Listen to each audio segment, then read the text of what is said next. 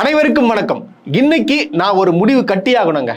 ஏன்னா விஜய்க்காக ஓட்டு போட்ட பலர் மாறிட்டாங்க. ஆனா ஒரு சிலர் என்ன சொல்றாங்கன்னா, விஜய் சிறப்பான ஆட்சி பண்ணிட்டு இருக்காரு.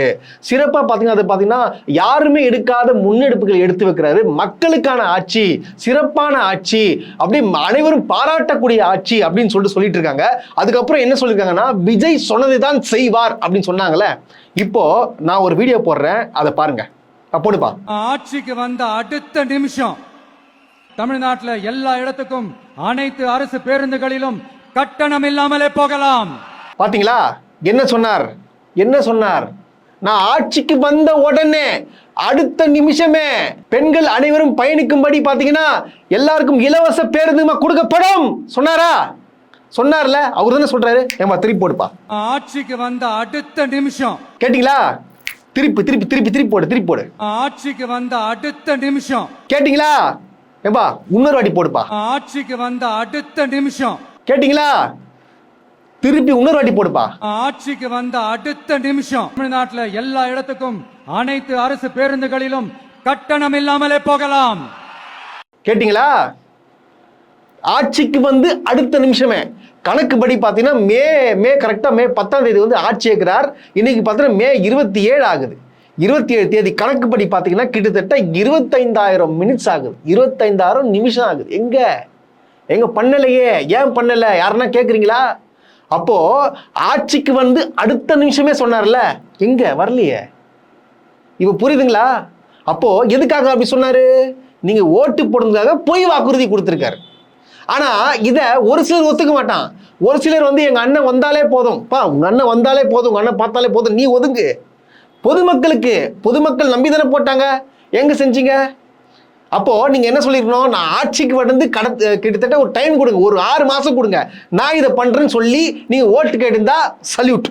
என்ன சொல்றீங்க? ஆட்சிக்கு அடுத்த நிமிஷமே எங்க நடக்கல, உடனே தூக்கி வருவாங்க. இப்போ 200 யூனிட் கொடுக்குறாங்களே, அப்போ ஒத்துக்கிறேன்னு கேட்பாங்க. அதுவும் போய் அவர் என்ன சொன்னாரு? இந்த வீடியோ பாருங்க. ஒவ்வொரு குடும்பத்திற்கும் மாதத்திற்கு 200 யூனிட்டுகள் கட்டணமில்லா மின்சாரம். என்ன சொன்னாரு? அதாவது மாதம் 200 யூனிட், ஆட்சிக்கு வந்த உடனே 2 மாதத்துக்கு 200 யூனிட், அதுவும் 500 யூனிட்டுக்குள்ள யூஸ் பண்ண மட்டும்தான் அது வரும், இல்லைன்னா அது வராது. அது எப்படி இது ஏத்துக்க முடியும்? அப்போ திமுகவை ஒரு வாட்டி நீங்க விமர்சிக்க ஞாபகம் இருக்குங்களா? மாதம் கரண்ட் பில்லு நாங்க கொண்டு வரோம் அப்படின்னு சொன்னீங்க, எங்க செஞ்சீங்களான்னு கேட்டீங்க. இப்போ நீங்க மட்டும் என்ன சொல்றீங்க? மாசத்துக்கு ஒரு முறை 200 யூனிட் ஃப்ரீன்னு சொல்லிட்டு இப்போ 2 மாதத்துக்கு 200 யூனிட் ஃப்ரீன்னு சொன்னா எப்படி அது ஏத்துக்க முடியாது? இப்போ மாத்தி பேசுறது தானே அது. ஏன் இது ஒன்றும் புரியலையே? இப்போ இந்த விஷயத்திலே பாத்தீங்கன்னா அவர் எந்த அளவுக்கு ஒரு மாத்தி பேசுறான்றது புரியுதுங்களா உங்களுக்கு? கேட்டா உடனே என்ன சொல்றான்? இல்ல இது என்னங்க அது ஆட்சிக்கு இப்ப கிட்டத்தட்ட 20 நாள் தான் ஆகுது, அவ்வளவு சீக்கிரம் ஏங்க இந்த மாதிரிலாம் பண்ணிட்டு இருக்கீங்க? அது எப்படி? அந்த கதையே வேணாம். அவர் என்ன சொன்னார்? அடுத்த நிமிஷமே சொன்னார்ல, செஞ்சாரா? ஏன் செய்யல? அதாவது இப்போ வருவான் நிறைய பேர், எங்க பாத்தீங்களா நீங்க 1000 ரூபாய் கொடுக்கறதுக்கு 3 வருஷம் எடுத்துக்கிட்டீங்க, ஆனா எங்க தளபதி வந்த உடனே பாத்தியா, அடுத்த ஆட்சிக்கு வந்த உடனே 3ஆவது நாளே பாத்தீங்கன்னா 1000 ரூபாய் கொடுத்துட்டாரு அப்படின்னு சொல்லிட்டு கேட்டீங்களே.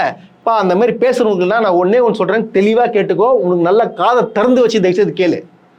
அதாவது ஒரு திட்டத்தை இம்ப்ளிமெண்ட் பண்ணனா 3 வருஷம் டைம் ஆகிருக்கு. அது ஏன் டைம் ஆகுனா, இம்ப்ளிமெண்ட் பண்றதுக்கு 1000 ரூபாய் கிட்டத்தட்ட கணக்கு வழக்கு எடுக்கணும், எத்தனை பேர் எலிஜிபிள் செக் பண்ணணும். ஸோ அதுக்காக டைம் எடுத்திருக்கோம், 2.5 வருஷம் கிட்ட எடுத்திருக்கோம். ஸோ அதனால இம்ப்ளிமெண்ட் பண்ணியாச்சு. இம்ப்ளிமெண்ட் பண்ண திட்டத்தை தான் உங்க அண்ணன், அதாவது நம்மளுடைய சிஎம் இப்போ மறுபடியும் கொடுத்துருக்காரு. சரிங்களா? இப்போ புதுசா ஒன்றும் பண்ணல. புதுசா பண்ணா டைம் ஆகும். பட் ஆனா கொடுத்திருக்கிற திட்டத்தை தொடர்வதற்கு டைம் ஆகாது. புது திட்டத்தை கொண்டு வந்ததுக்கு டைம் ஆகுங்க. அந்த திட்டத்தை கண்டினியூ பண்றதுக்கு டைம் ஆகாது. புரியுதுங்களா? உங்க அண்ணன் எப்படி 1000 ரூபாய் கொடுத்தாருன்னு சொல்லிட்டு அதை புரிஞ்சுக்கோங்க. உடனே இப்படியே நீங்க கேட்பீங்க, இல்ல காசு எல்லாம் கடன் ஆயிடுச்சு, 10 லட்சம் ரூபாய் 10 லட்சம் கோடி கடன் வச்சுட்டு போயிட்டீங்க, இப்ப எப்படி எங்க அண்ணன் கொடுப்பாருன்னு சொல்லி கேட்பீங்க. அதுக்கும் நான் சொல்றேன், ஏன் நம்ம சிஎம் என்ன சொன்னாரு? முதலமைச்சர் ஆகிறதுக்கு முன்னாடி அவர் தானே வாக்குறுதி கொடுத்தாரு. அதாவது வாக்குறுதி எப்ப கொடுத்தாரு? February மாசம். தங்கம் தென்னரசு முன்னாடி இந்த பினான்ஸ் மினிஸ்டர் February மாசம் அதாவது போன பிப்ரவரிக்கு பார்த்தீங்கன்னா அப்பவே வந்து அறிக்கை விட்டாரு, கிட்டத்தட்ட 10 லட்சம் கோடி நாங்கள் வந்து கடன் வாங்கிக்கிறோம், வளர்ச்சி திட்டத்துக்காக கடன் வாங்கியிருக்கோம் அப்படின்னு சொல்லிட்டாரு. முன்னாள் பினான்ஸ் மினிஸ்டர் திரு தங்கம் தென்னரசு அவர்கள் பிப்ரவரி மாசமே என்ன சொன்னாரு, இந்த மாதிரி பார்த்தீங்கன்னா 10 லட்சம் கோடி கடன் இருக்கு, அது பார்த்தீங்கன்னா வளர்ச்சி திட்டத்துக்காக நாங்கள் யூஸ் பண்ணியிருக்கோம், இதான் வெள்ளை அறிக்கைன்னு சொல்லிட்டு அப்போ பிப்ரவரி மாசமே சொல்லிட்டாரு. இந்த மாதிரி டீடைல்ஸோட பக்கா எவிடன்ஸோட வெள்ளை அறிக்கையை விட்டாச்சு. எப்போ பிப்ரவரி மாசம். ஓகே, அதை வச்சு தான் என்ன பண்றாரு உங்க அண்ணன், அதாவது தெரிஞ்சுட்டு தான், அதாவது 10 லட்சம் கோடி கடன் இருக்கிறது எல்லாருக்குமே தெரியும். அதை பாத்தீங்கன்னா அதை வச்சு என்ன பண்றாரு இவர், தேர்தல் வாக்குறுதி கொடுக்குற. என்ன தேர்தல் வாக்குறுதி கொடுத்தாரு? 2000 ரூபாய் உரிமை தொகை, 6 சிலிண்டரு, அப்புறம் மாமன் சீரு மச்சான் சீரு, அப்புறம் பாத்தீங்கன்னா அந்த வேலைக்கு கிடைக்காத ரீஜனுக்கு பணம், இந்த மாதிரி திட்டங்கள் எல்லாம் அப்ப சொன்னாரு. அப்ப சொன்னாரு, சொல்லிட்டு எல்லாம் தெரிஞ்சுதானே வந்தீங்க, இப்ப தெரிஞ்சு ஆட்சி ஏற்றவனு என்ன ஏன் பேக் அடிக்கிறீங்க? செய்யறது தானே, இதையா நீங்க சிந்திக்க மாட்டீங்க? அவர் எதுக்காக இந்த மாதிரி வாக்குறுதி கொடுக்கணும்ன்றது தயவுசெய்து சிந்திங்க.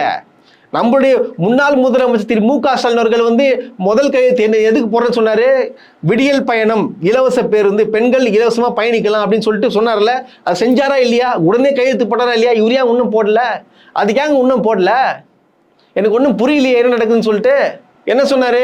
நான் வந்த உடனே பார்த்தீங்கன்னா பெண்களுக்கு எதிரான எந்த பிரச்சனையும் வராது, நான் பார்த்துக்கிறேன், பெண்கள் பிரச்சனை அதுக்கு நோ காம்ப்ரமைஸ் சொன்னார்ல. ஆனால் பெண்களுக்கு எதிரான வன்கொடுமைகள் நடந்துதானே இருக்கு. பெண்களை கொலை தானே பண்ணிட்டு இருக்கான், கொலை பண்றான், போலீஸ் உடனே கைது பண்றது. கரெக்ட், அது எல்லா ஆட்சியிலும் அப்படிதான், எல்லா ஆட்சியிலும் அப்படிதான். கொலை பண்ணானா போலீஸ் கைது பண்ணும், பெண்ணுக்கு தவறு இருந்தானா கைது பண்ணும். இது தொடர்ந்து வந்துட்டு தானே இருக்கு. இது இங்க புதுசா என்ன நடக்குது? இங்க ஒன்றும் நடக்கலையே.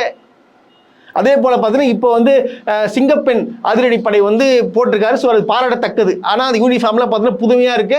சரி, புதுமையாக ஒன்று கொண்டு வர. சரி, ஓகே, எந்த போலீஸ் வச்சு போன கவர்மெண்ட் இந்த போலீஸ் வச்சு தான் இங்கேயும் புதுசாக கொண்டு வராங்க. புதுசாக ஆள் எடுத்து ஒன்றையும் பண்ணலை. இது பார்த்தீங்கன்னா போன வருஷம் இந்த போலீஸை பார்த்தீங்கன்னா அந்த பெண்களை எடுத்து ஒரு டீம் ஃபார்ம் பண்ணி சிங்கப்பெண்ன்ற அதிரடிப்படையை உருண்டாக்கிறாங்க, யூனிஃபார்ம் கொடுத்துருங்க. கரெக்டு. நேற்று நான் பார்க்குறேன், அதையும் பார்த்தோன்னா ஒரு 2 வீலரில் ஒருத்தங்க போயிட்டு இருக்காங்க. அந்த வீடியோ பாருங்க.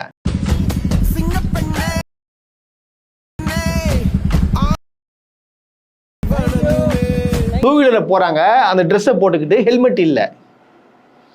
அதை வந்து பின்னாடி ஒருத்தன் வீடியோ ரீல்ஸ் எடுத்து போடுறான். சிங்கப்பெண்ணே சிங்கப்பெண்ணே அப்படின்னு சொல்லிட்டு ஒரு பாட்டு ஒன்று போட்டு ரீல்ஸ் போடுறான். இது ஏன் போய் எதுக்காக அவங்க ஹெல்மெட் போடாமல் போகிறாங்க? எனக்கு புரியலையே அது. இதெல்லாம் அதை பாருங்க, ஒவ்வொரு விஷயமும் நீங்க யோசிச்சு பார்த்தீங்கன்னா கரெக்டான வந்து ஒரு சரியான ஒரு இது இல்லைங்க, அது சரியா ப்ராக்ரஸிங் இல்லை. அவர் இஷ்டத்துக்கு வந்தாரு, ஏதோ சொன்னாரு, மக்களும் நீங்க நம்பி ஓட்டு போட்டீங்க. எப்பா, உங்க ரசிகர்களாக நீங்க வந்து உங்களுக்கு ஒன்றும் பிரச்சனை இல்லைங்க, பொதுமக்களுக்கு என்னது இது? நான் கேட்டது என்னன்னா, நீங்க வந்து ஏன் வந்து சரியா நடக்கல, ஏன் ஆட்சி சரியா நடக்கல கேட்கல. அதுக்கு டைம் எடுக்கும், ஐ எம் அக்ரி. பட் ஆனா நீங்க ஒரு விஷயத்த நீங்க சொன்னீங்க, அடுத்த நிமிஷமே நடக்குதுன்னு சொல்லிட்டு எங்க அது காணோம்? அதே போல பார்த்தீங்கன்னா நிறைய திட்டங்கள் பார்த்தீங்கன்னா நடைமுறைக்கு சாத்தியமில்லாதான் இருக்கு. 2500 ரூபாய் எப்படி கொடுப்பாருன்னு தெரியல. அதாவது பார்த்தீங்கன்னா மாமன் சீரு கிட்டத்தட்ட பார்த்தீங்கன்னா அந்த தங்க விலையை பார்த்தீங்கன்னா இப்போ கணக்கு படி பார்த்தீங்கன்னா 1.5 லட்சம் ரூபாய் கிட்ட வருது. அது எப்படி கொடுப்பாங்க? எத்தனை பேர் வந்து நிற்பாங்க? எத்தனை மாணவர்கள் படித்து விட்டு பார்த்தீங்கன்னா வேலை இல்லாமல் இருக்காங்க, அவ்வளோ 4000 ரூபாய் கொடுக்குறேன்னு சொல்லியிருக்கீங்க, அதை எப்படி கொடுப்பீங்க? அதுக்கப்புறம் இன்னொன்று சொன்னீங்களே, அதாவது பார்த்தீங்கன்னா வீடு தேடி இல்லந்தோறும் பார்த்தீங்கன்னா அந்த அரசு தேவையான வேலைகள்லாம் பார்த்தீங்கன்னா ரேஷன் கார்டு அப்ளை, அந்த ஆதார் கார்டு அப்ளை, அப்புறம் பார்த்தீங்கன்னா ரேஷன் பொருட்கள்லாம் வீடு விநியோகம் பண்ணுறது. ஸோ இதுக்காக பார்த்தீங்கன்னா என்ன சொன்னீங்க? 18,000 ரூபாய் சம்பளத்துக்கு 5 லட்சம் பேருக்கு வந்து வேலை கொடுக்குறேன்னு சொன்னீங்களே, அது எப்படி கொடுப்பீங்கன்னு சொல்லிட்டு எனக்கு தெரில. அது எப்படி இம்ப்ளிமெண்ட் பண்ண போறீங்கன்னு சொல்லி தெரியல. இதெல்லாம் நம்பி தான் வந்து மக்கள் வந்து வாக்களிச்சுக்கிறாங்க. அதாவது பொதுமக்கள், நான் வந்து ரசிகர்கள் சொல்ல, ரசிகர்கள் சோறு தண்ணி தான் ஒன்றும் தேவையில்லை, விஜயை பார்த்தா போதும்.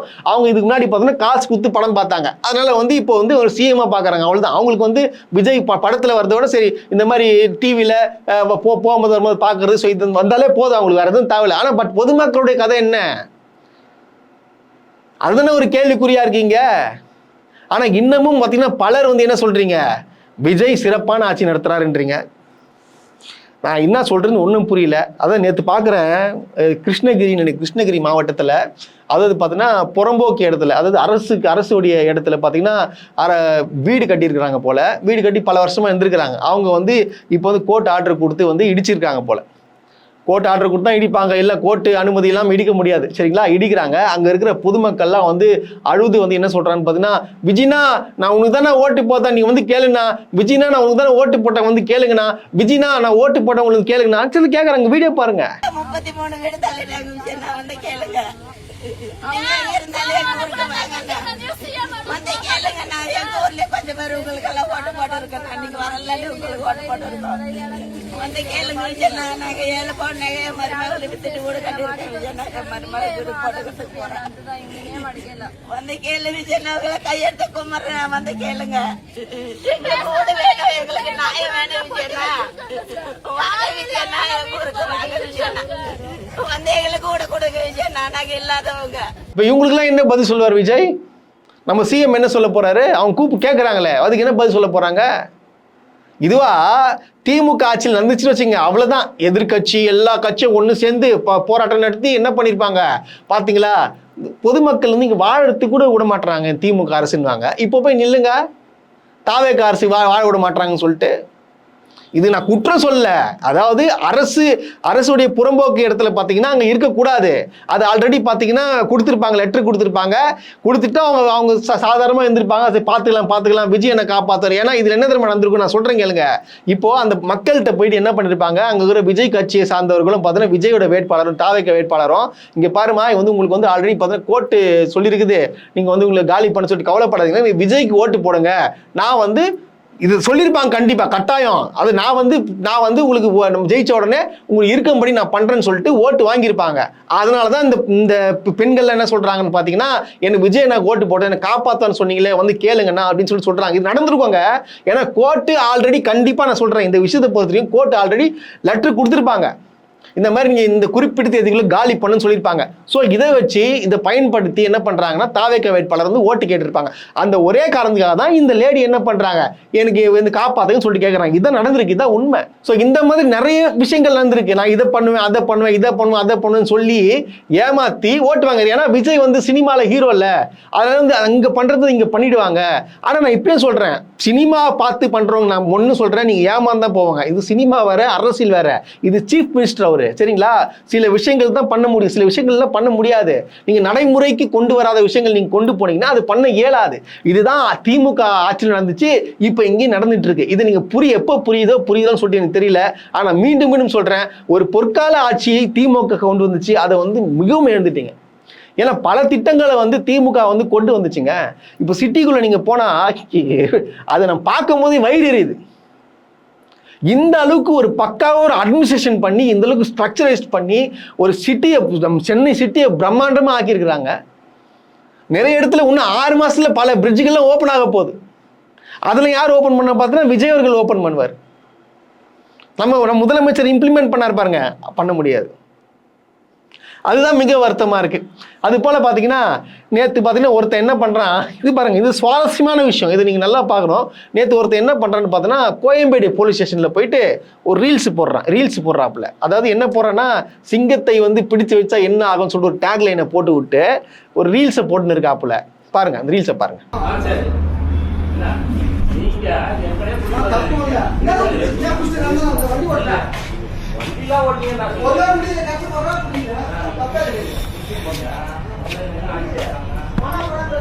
என்னது போலீஸ் ஸ்டேஷன்ல வந்து ரீல்ஸ் போட்டா கைது பண்ணுவானுங்களே, இது வெளியிட்டிருக்கானே தைரியமா, இவன் யாரா என்னன்னு சொல்லிட்டு இவனுடைய பேஜுக்குள்ள போய் அடுத்தது உள்ள போய் பார்த்தாக்கா அப்போதான் தெரியுது இவரு டிவிக்கே தற்குறின்னு.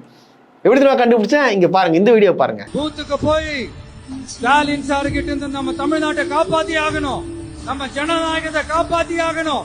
என்ன பிஸியா இருந்தாலும், என்ன வேலையா இருந்தாலும், என்ன வெளியூர்ல இருந்தாலும், எந்த பூத்துல உங்களுடைய ஓட்டு இருக்குதோ அங்க வந்து தயவு செஞ்சு நம்மளுடைய விசில் சின்னத்துக்கு உங்க ஓட்டு போடுங்க. தயவு செஞ்சு உங்க விஜய்க்கு ஒரு வாய்ப்பு கொடுங்க. இந்த நேரத்துல வெளிநாட்டுல இருந்து பணம் செலவு பண்ணி பிளைட் டிக்கெட் புக் பண்ணி எப்படி சூப்பரா பாத்தீங்களா? அந்த அப்படி பேசுறதுக்கு கை காய்ச்சி ஓட்டை போட்டு அந்த வீடியோ எடுத்து போடுறான் பாருங்க. அவன் தான் கில்லி. இவன் பாருங்க, இவன் தான் கில்லி. அதாவது தாவேக்காக ஓட்டு போட்டது என்ன பண்றாரு, போலீஸ் ஸ்டேஷனுக்குள்ள பூந்து ரீல்ஸ் எடுத்திருக்காப்புல. ரீல்ஸ் அது என்ன போலீஸ் ஸ்டேஷனில் போயிட்டு உட்கார வச்சாங்கன்னு சொல்லிட்டு நம்மளுக்கு தெரியல. ரீல்ஸ் போடுறாப்புல தைரியமா. இந்த தைரியம் எங்கேருந்து வருது அது நம்மளுக்கு தெரியல. இதை வந்து போலீஸ் வந்து கட்டாயம் விசாரிக்கணும், இந்த பையனை பிடிச்சி உள்ளே போடணும். அங்கே உள்ள நடக்கிறது ரீல்ஸ்லாம் போடுறேன்னா என்ன அது? சரி, இந்த போலீஸ் ஸ்டேஷன் சம்பவம் ஓகேவா? இந்த பக்கம் பார்த்தீங்கன்னா இது பயங்கரமான சம்பவம். இதில் என்ன பண்ணியிருக்காங்கன்னா, பேனர் வைக்கக்கூடாதுன்னு சொல்லிட்டு அவங்க தலைமையே சொல்லியிருக்காங்க. அதாவது பார்த்தா தாவேகா தலைமை இல்லையா, புஷி ஆனந்த் பொதுச்செயலாளர் சொல்லியிருக்காப்புல. ஆனால் இவனை கேட்காம ஒரு இடத்துல பேனர் வச்சுருக்காங்க. அந்த போலீஸ் வந்து தட்டி கேட்குறாரு. அந்த போலீஸ் தட்டி கேட்கும் போது என்ன பண்ணணும், பேனர் எடுக்கிறேன்னு சொல்லிட்டு போயிடணும். இதுதான் எல்லாம் பண்ணணும். ஆனால் இவனுங்க என்ன பண்ணிருக்கானுங்க, அந்த போலீஸை அடித்து கையை ஒடிச்சுக்கிறானுங்க. எப்படி ஒரு காவலரை அடித்து கையை உடைச்சிருக்கிறானுங்க. ஒரு போலீஸ் மேலே கையை வைக்கிற அளவுக்கு உனக்கு அவ்வளோ தைரியமா? இந்த தைரியம் எங்கேருந்து வருது? யாரு கொடுக்குறா? எனக்கு புரியலையே இது. ஏங்க இந்த மாதிரி ஆட்கள்லாம் விடக்கூடாது. இவங்களை கைது பண்ணியாச்சு விட்டுருங்க. போலீஸ் மேலாம் கையை வச்சா எவனா இருந்தாலும் பிடிச்சி உரின்னு உரிக்கணும். போலீஸ் நமக்காக வேலை செய்யறான், நமக்காக வேலை செய்யறாங்க.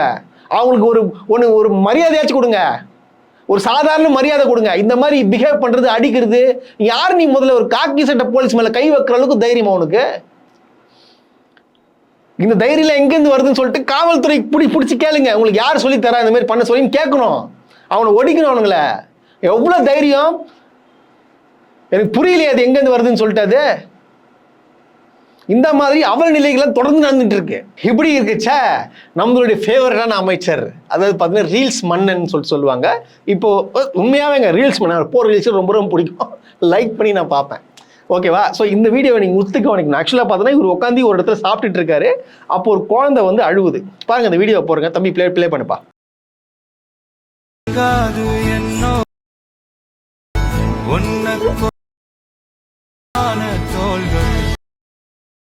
அப்படியே அந்த குழந்தை வருது, அப்படி கட்டி பிடிச்சி கொஞ்சிராப்புல அப்படி பாருங்க. அது கீழே பார்த்தீங்கன்னா பொராட்டா இருக்கும். அந்த பொராட்டா அப்போ வந்து சால்னா இல்லை, சரிங்களா? இப்படி அழுதுட்டு இருக்கும்போது பார்த்தீங்கன்னா அடுத்த ஷாட்ல இங்கே வந்து சால்னா இருக்கு. 2 பொரோட்டா பிச்சு வாயில போட்டுக்கிறாப்புல. இங்க பாருங்க. இல்லை நான் கேட்குறேன், இதுல ரீல்ஸ் எடுத்து என்ன பண்ண பாருப்பா? நம்ம ரீல்ஸ் எடுக்கிறவங்க தயவுசெய்து சொல்றேன், கரெக்டாக எடுங்கயா. கண்டினியூட்டி தேவையா? நீங்க பாட்டு அந்த குழந்தை அழுதுட்டு இருக்கும்போது ஒரு சாப்பிட்டா என்ன இது? அப்போ என்ன நடந்திருக்கு? ஃபர்ஸ்ட் ஷாட்ல என்ன நடந்திருக்கும்? அந்த குழந்தைய கட்டி பிடிச்சிருப்பாரு, சரிங்களா? அதுக்கப்புறம் வந்து ஒரு கொஞ்சம் பஸ்ட் எடுத்துருக்கோம், இறங்கி சாப்பிட்டு ஆமா திருப்பி வாமான்னு சொல்லிட்டு கொஞ்சம் விட்டு அப்புறம் வந்து ரீல்ஸ் எடுத்துருக்கானுங்க. இந்த மாதிரி ஏன் பண்றீங்க நீங்க? பிரபு சார், மாண்புமிகு பிரபு சார், தயவு செய்து சொல்றேன், இவங்க ரீல்ஸ் சரியா எடுக்கிறது கிடையாது. நீங்கள் கரெக்டாக மானிட்டர் பண்ணுங்க, ஜூம் பண்ணி பாருங்க. ஃபர்ஸ்ட் என்ன இருந்துச்சு? பொரோட்டா இருந்துச்சு. பொரோட்டாவில் எப்படி சால்னா வந்து செக் பண்ணுங்க. ஒரு கண்டினியூட்டி வரணும் அமைச்சர் சார். நீங்க என்ன சார் நீங்க இதெல்லாம் பண்ணாதீங்க. இதெல்லாம் ஃபுல்லா கண்டினியூ பார்த்துட்டே இருக்கிறாங்க. அதனால இதுக்கப்புறம் நீங்க கரெக்டா இந்த தவறு வேண்டாம், கரெக்டா ரீல்ஸ் எடுத்து போடுங்க. அதே போல பார்த்தீங்கன்னா பிரபு அவர்களுக்கு வந்து ஒரு மிகப்பெரிய ஒரு வாழ்த்துக்களும் ஒரு பாராட்டையும் சொல்லி ஆகணுங்க. மற்ற ரீல்ஸ் போடுற அதெல்லாம் வர ஆனால் இந்த விஷயத்துல அவருக்கு மிகப்பெரிய ஒரு பாராட்டுகள். இது பார்த்தா அந்த கனிமவளம் எடுப்பாங்க பார்த்தீங்களா, கிட்டத்தட்ட அது 15 இடத்துல விருதுநகர் மாவட்டத்தில் பார்த்தோன்னா மூடி இருக்காரு. இதுக்கு மிகப்பெரிய ஒரு வாழ்த்துக்களும் பாராட்டுகளும் நான் தெரிவிச்சுக்க விரும்புகிறேன். ஏன்னா பார்த்தீங்கன்னா அங்கே திருட்டுத்தனமாக எடுக்கிறாங்க, அந்த கனிம வளத்துலாம் எடுக்கிறாங்கன்னு சொல்லிட்டு நிறைய குற்றச்சாட்டுகள் வந்து இது அறிஞ்சு பார்த்தீங்கன்னா எந்த முறைகேடு நடக்கக்கூடாது, எந்த தவறு நடக்கக்கூடாது அந்த ஒரே நோக்கத்தில் அமைச்சர் பிரபு அவர்கள் பார்த்தீங்கன்னா அதை க்ளோஸ் பண்ணியிருக்காரு. இதை தொடர்ந்து நீங்கள் பண்ணணும். இதுக்கப்புறம் பார்த்தா நிறைய பிரச்சனைகள்லாம் வரும், அதெல்லாம் சமாளித்து நீங்கள் தொடர்ந்து பார்த்தீங்கன்னா பல இடத்துல மூழ்கி இருக்கும். தயவு செய்து இப்போ பண்ண வந்து செயலை வந்து தொடர்ந்து பண்ணுங்க. அதுக்கு ரோஸ்ட் பிரஸ் சார்பாக வந்து என்னோட வாழ்த்துக்களையும் பாராட்டுகளையும் நான் தெரிவித்துக் கொள்ளலை. அடுத்து பார்த்தீங்கன்னா நம்மளுடைய போக்குவரத்து துறை அமைச்சர் என்ன பண்ணியிருக்காங்கன்னா, பக்ரீத் பண்டிகைக்காக மக்கள் வந்து சொந்த ஊரில் பயணிப்பாங்க. இது வந்து ஒரு சின்ன பண்டிகை தான் வச்சுங்களேன். ஸோ வந்து இதுக்கு வந்து போய் ஆய்வு செய்யறதுக்காக அங்கே போயிருக்காரு. அங்கே இருக்கிற மக்கள்லாம் வந்து ஒரே புகார், ஏங்க என்னங்க அது பக்ரீத்துக்கெல்லாம் இந்த மாதிரிலாம் பஸ் இல்லாமலாம் நாங்கள் பார்த்தே இல்லை. ஏன் வந்து இங்கே இப்போ கூட பஸ் இல்லை, தீபாவளி பொங்கல்லாம் கிடையவே கிடையாது, பட் ஆனால் கொஞ்சம் பேர் தான் வந்திருக்கும், இந்த கொஞ்சம் பேருக்கே பஸ் இல்லை அப்படின்னு சொல்லிட்டு ரிசர்வ் பண்ணவங்களாம் போயிட்டு நின்று கேட்குறாங்க. அவரும் பார்த்தீங்கன்னா ஒரு பையன் வரான், கேட்குறான். கேட்டதுக்கு பார்த்தீங்கன்னா சொல்கிறாரு, நீ நல்லா சாப்பிட்டுருக்க, சாப்பிடவும் இல்லை, ப்ளீஸ் புரிஞ்சுக்கோ போ. நீ நல்லா சாப்பிட்டுருக்க, புரியுதா? நீ நல்லா சாப்பிட்டுருக்க, நான் சாப்பிட கூட இல்லை, ப்ளீஸ். நல்லா சாப்பிட்ருக்க, நான் சாப்பிடவே இல்லை, நல்லா சாப்பிடுன்னு சொல்லிட்டு நீங்கள் பார்த்துருப்பீங்க. இதில் இப்போ அதை விட்டுருங்க, அதை நிறைய பேர் விமர்சிச்சிருப்பாங்க. இப்போ நண்பர் பார்த்தீங்கன்னா போன வீட்டில் பேசியிருப்பார். நான் அந்த மேட்ருக்கு வரல. இப்போ அந்த மாதிரி சொன்னார்ல, ஆனால் இவங்க டிவிக்கே என்ன பண்ணுறாங்க, டிவிக்கே கைஸ் என்ன பண்ணுறாங்கன்னு பார்த்தீங்கன்னா, இதில் ஏதாச்சும் ஒன்று நம்ம காப்பாற்றணுமே, இதாச்சும் ஒரு நம்ம முட்டு கொடுக்கணுமேன்ற ஒரு நோக்கத்தில் என்ன பண்ணுறாங்கன்னா, அந்த பையன் வந்து குடிச்சிட்டு இருக்கிறான், அவனை வந்து காப்பாற்றுறதுக்காக இவர் என்ன சொல்கிறாரு, அதனால தான் வந்து திரும்ப திரும்ப அந்த வேர்டை வந்து பயமுத்துறாரு, இப்படியும் லைட்டாக வந்து கை காட்டுறாரு அப்படின்னு சொல்லிட்டு எப்படி சொல்கிறாங்க, இப்படி ஒரு முட்டு கொடுக்குறாங்க. பார்த்துக்கோங்க, அங்கே பஸ் இல்லைன்றது உனக்கு பிரச்சனை கிடையாது, அவன் குடிச்சிட்டு இருக்கிறான்றது பிரச்சனை. எப்பா அவன் குடிக்கிறான், குடிக்காம போறான்ப்பா, நீ பஸ் எங்கப்பா கேட்டது, பஸ் எங்கப்பா பதில் சொல்லுங்கப்பா. போன வாரம் சீர்னீங்களே, கும்பலாக போய் கத்துனீங்களே, போய் கத்துறது தானே. அதாவது இவனுக்கு வந்து நீங்க போன ஆட்சியில் நீங்க பார்த்தீங்கன்னு வச்சுங்களேன், கண்டிப்பா இந்த பிரச்சனை நடக்கும் போது அங்க கும்பல் கூதி என்ன பண்ணுறாங்க, டிவிக்கே கத்துற. இப்ப கத்துறா டிவிக்கேன்னு சொல்லிட்டு அங்க போயிட்டு இப்பதான் தெரியும் உங்களுக்கு கஷ்டம் என்னன்னு சொல்லிட்டு. ஒரு பக்ரீத் பண்டிகைக்கு பஸ் ஏரியா போக முடியல. காரணம் என்ன நினைச்சுங்க, பஸ் எல்லாமே இருக்கு அங்க. இது வரைக்கும் மீட்டிங் போட்டு ஒரு பண்டிகை நாட்கள்லாம் முன்னாடி என்ன பண்ணுவான்னு பார்த்தீங்கன்னா, எல்லாரும் ஒரு வாரத்துக்கு முன்னாடியே திட்டமிடுவாங்க எத்தனை பஸ் தேவை, எத்தனை பேர் போயிருக்காங்க, போன வருஷம் எத்தனை பேர் போனாங்க, இந்த பண்டிகைக்கு பொங்கல் பண்டிகைக்கு எத்தனை பேர் போனாங்க, தீபாவளி பண்டிகை எத்தனை போனாங்கன்னு சொல்லிட்டு கணக்கு எடுப்பாங்க. இவ்வளவு பஸ் வரும், சிறப்பு பேருந்து எத்தனை பேருந்து வரும்னு சொல்லிட்டு கணக்கு எடுப்பாங்க. இது நடந்திருக்குங்க. ஏங்க போன வாட்டி நம்முடைய முன்னாள் அமைச்சர் திரு சிவசங்கர் அவர்கள் வந்து இரவும் பகலும் பார்க்காம இங்க பாருங்க, நான் எனக்கு தெரிஞ்சு கடந்த 4 வருஷமா வந்து போக்குவரத்துறை அமைச்சரா இருந்திருக்காரு. இப்போ வரைக்கும் ஒரு பொங்கலுக்கு, தீபாவளிக்கு, கிறிஸ்துமஸுக்கு எந்தவித பண்டிகைக்கும் வீட்டுக்கு போல. இதுக்கு ஆதாரமே இருக்கு. அதாவது பார்த்தீங்கன்னா இங்கேருந்து கிளம்பாக்கத்துல இருந்து போறாங்களா பஸ், அப்பயும் அங்கே நிற்பாரு. அங்கேருந்து போயிட்டு வராங்க பாரு, அப்பயும் நிற்பாரு. இந்த தீபாவளி பொங்கல்லாம் முடிச்சிட்டு தான் அவருடைய சொந்த ஊரான அரியலூருக்கு போறாரு. இது நடந்துச்சுங்க, இது நடக்குது, உண்மை இது. அவர் தொடர்ந்து அந்த கிளம்பாக்கம் பஸ் ஸ்டாண்டில் இருந்தவர். அங்க மட்டும் இல்லை, என்ன அனைத்து பேருந்து தடங்களையும் போய் செக் பண்றவர், ஆய்வு நடத்தினவர்.